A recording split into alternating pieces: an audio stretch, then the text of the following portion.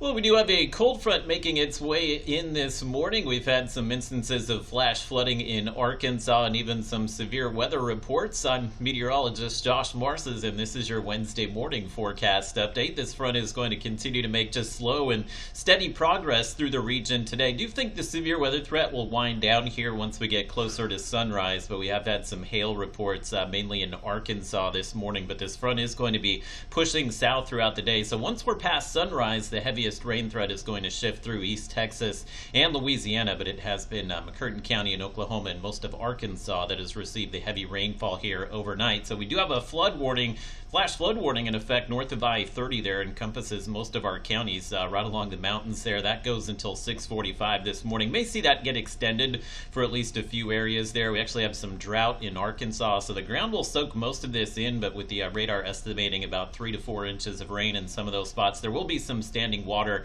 at least on a few of the roads out there in some of the poor drainage areas. So if you are traveling this morning, I would give yourself a little extra time just to get where you're going in case you do encounter some flooded roadways there this morning. Our temperatures will cool behind this front today. Most areas in the low to mid 80s this afternoon, but we are expecting a few of those thunderstorms will redevelop by the late morning and early afternoon. So your morning temperature is still in the mid to upper 70s, pretty mild to a warm morning for most areas here, but there's not much of a warm up today. One, because of the clouds, but two, the rainfall that will develop will hold most locations in the low to mid 80s. Will take a little while for the front to make its way down to Manny and Natchitoches today, so those locations may wind up in the upper 80s this afternoon. And there will be enough warm air out there that once these storms kind of push down to I-20 later this morning, and that may be mid to late morning or early afternoon, that we see some redevelopment here. There's a marginal risk for severe weather, and that's mainly going to be for wind today. The hail threat is looking lower for us here on your Wednesday than it was last night, and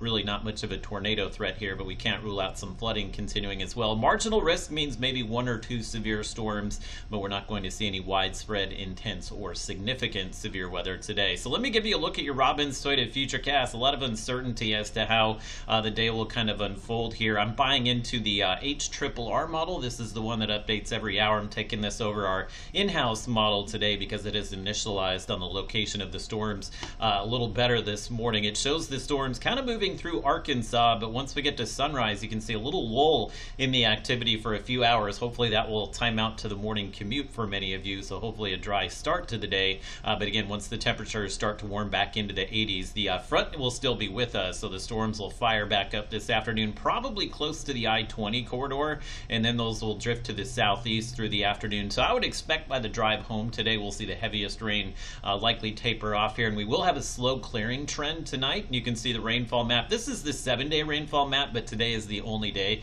that we have rain in the forecast, so this would account for all the rain that we're expecting. Again, we've had those 3 to 4 inch totals this morning in Arkansas.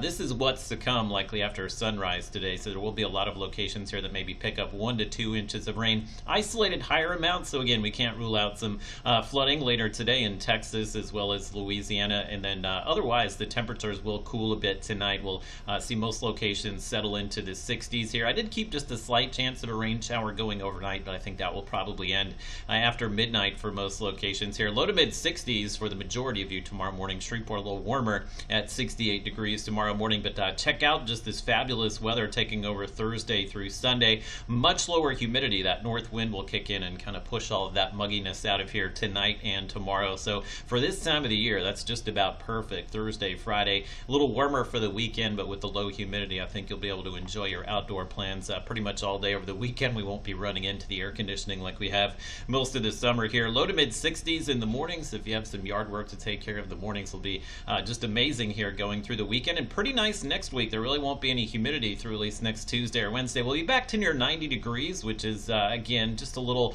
above average for us, but with the low humidity, I don't think we'll mind that pattern next week, and I'm expecting we'll be dry for most of next week as well.